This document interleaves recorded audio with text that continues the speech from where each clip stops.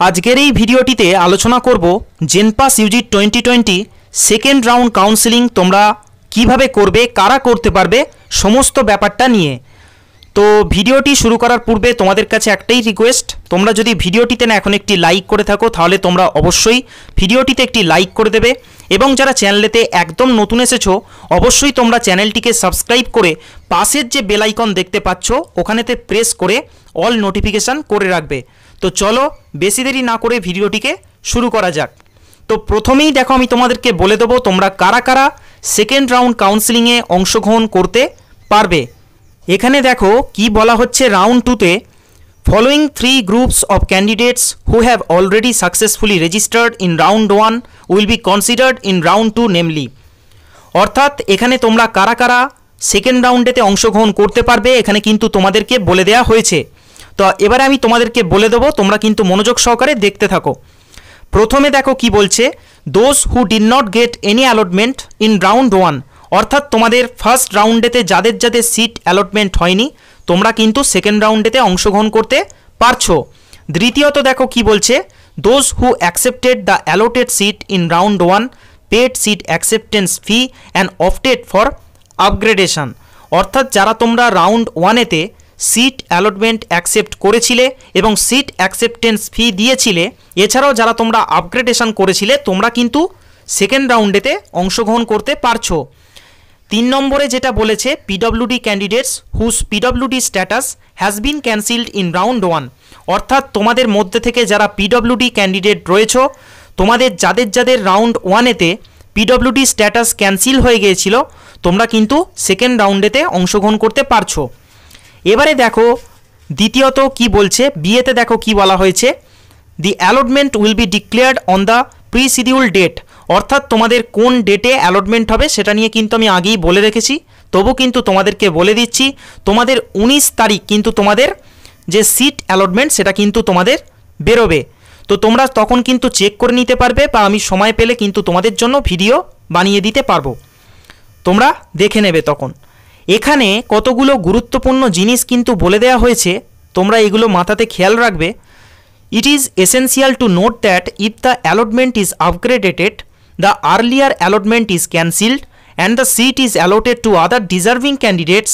অর্থাৎ এখানেতে তোমাদেরকে দেখো কি বলা হয়েছে, যে তোমরা যারা যারা ফার্স্ট রাউন্ডেতে আপগ্রেডেশন করেছিলে তোমরা কিন্তু পুনরায় আগের যে অ্যালটমেন্টটা যেটা তোমাদের ক্যান্সেল হয়ে গেছে সেটা কিন্তু তোমরা পাবে না, কারণ সেটা অন্যান্য ক্যান্ডিডেটস যারা সেই সিটটা পাবে সেকেন্ড রাউন্ডে তাদেরকে কিন্তু দিয়ে দেওয়া হবে।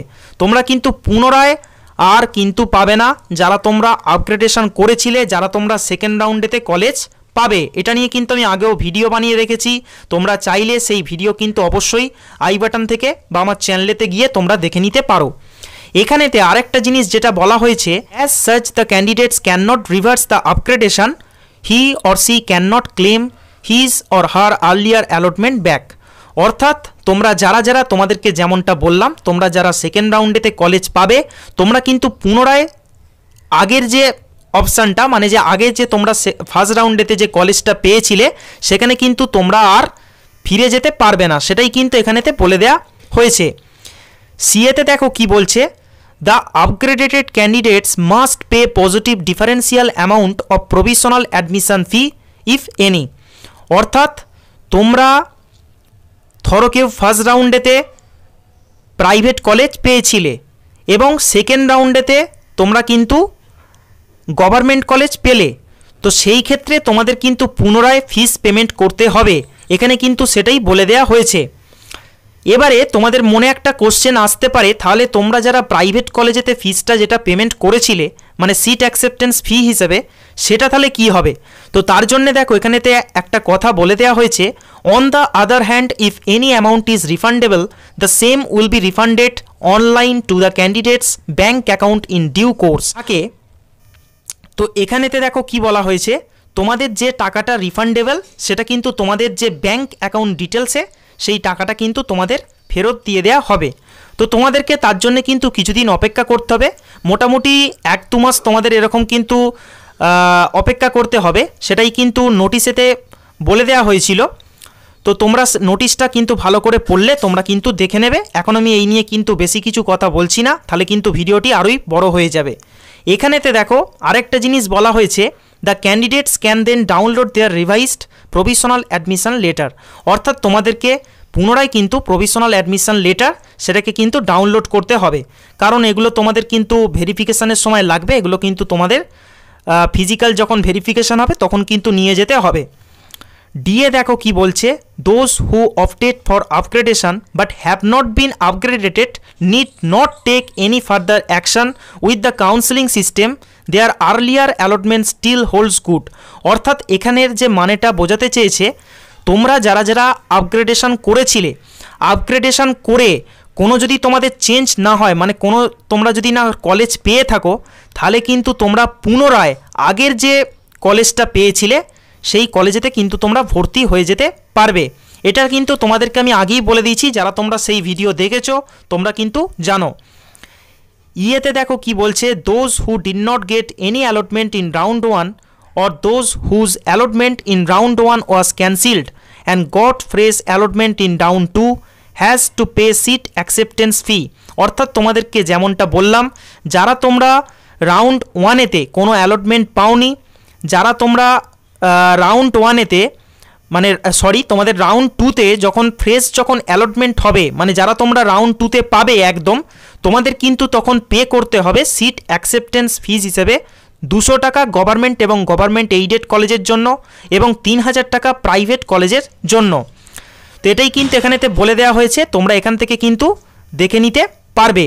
কি বলেছে যে and the provisional admission letter which is provisional and is subject to successful physical verification by the concerned institute. অর্থাৎ তোমাদেরকে যেমনটা বললাম, তোমাদের যে অ্যাডমিশন লেটার বলো বা ফর্ম বলো, এগুলো কিন্তু তোমাদের ওখানে ফিজিক্যাল ভেরিফিকেশান যখন হবে তখন কিন্তু লাগবে। তো এগুলো তোমরা কিন্তু প্রিন্ট আউট করিয়ে নেবে, যেমন র্যাঙ্ক কার্ড যা যা তোমাদের রয়েছে এগুলো তোমাদের প্রিন্ট আউট করে তোমাদের কাছে কিন্তু রাখতে হবে, কারণ এগুলো ফিজিক্যাল ভেরিফিকেশানের সময় তোমাদের কিন্তু লাগবে। আরেকটা জিনিস তোমরা দেখে নাও, এখানে তোমাদেরকে রিফান্ডের যে ব্যাপারটা বললাম সেটা দেখো এই নোটিশটাতে এখানেতে লেখা রয়েছে। এখানেতে দেখো কি বলছে, if a candidate withdraws after paying the provisional admission fees, the amount will be refunded to him or her through online banking within 60 days of closure of all rounds of counseling. The candidate will not have to take any action for the same। অর্থাৎ দেখো তোমাদেরকে যে ব্যাপারটা বললাম, টাকা যে রিফান্ডের ব্যাপারটা সেটা কিন্তু তোমরা তোমাদের যে ব্যাঙ্ক অ্যাকাউন্টের যে ডিটেলস সেখানে কিন্তু 60 দিনের মধ্যে তোমরা কিন্তু যে টাকাটা রিফান্ডের যে ব্যাপার যদি থেকে থাকে তাহলে কিন্তু সেই টাকা তোমরা পেয়ে যাবে। আর একটা দেখো এখানেতে 2 নম্বর পয়েন্টেতে কি বলছে, once a candidate accept and freeze the allotment seat, the seat acceptance fee paid by him or her will be transferred to the respective institute after closure of all rounds. In case the candidate fails to physically report to the institute and complete all formalities, he or she will have to apply to that institute for any refund. WBJB will not have any responsibility in this regard and will not entertain any communication in this connection. এখানেতে দেখো তোমাদেরকে ব্যাপারটা ভালোভাবে বুঝতে হবে, তোমরা কাউন্সেলিংয়ের সময় এই যে সিট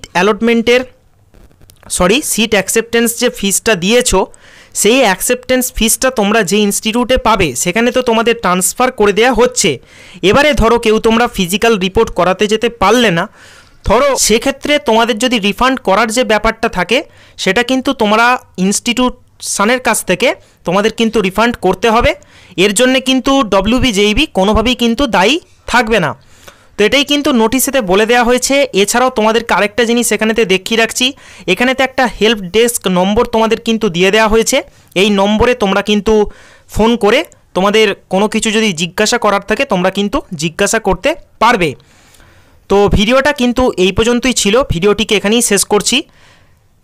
তোমাদের যদি ভিডিওটি ভালো লেগে থাকে অবশ্যই তোমরা ভিডিওটিকে লাইক করবে, তোমাদের নিজেদের বন্ধুদের মধ্যে ভিডিওটিকে অবশ্যই শেয়ার করবে এবং চ্যানেলটিকে যদি না এখনও পর্যন্ত সাবস্ক্রাইব করে থাকো তাহলে অবশ্যই সাবস্ক্রাইব করে পাশের যে বেল আইকন দেখতে পাচ্ছ ওখানেতে প্রেস করে অল নোটিফিকেশান কিন্তু করে রাখবে। তো দেখা হচ্ছে পরবর্তী কোনো নতুন আপডেট নিয়ে, ততদিন তোমরা সকলেই সুস্থ থাকবে, ভালো থাকবে।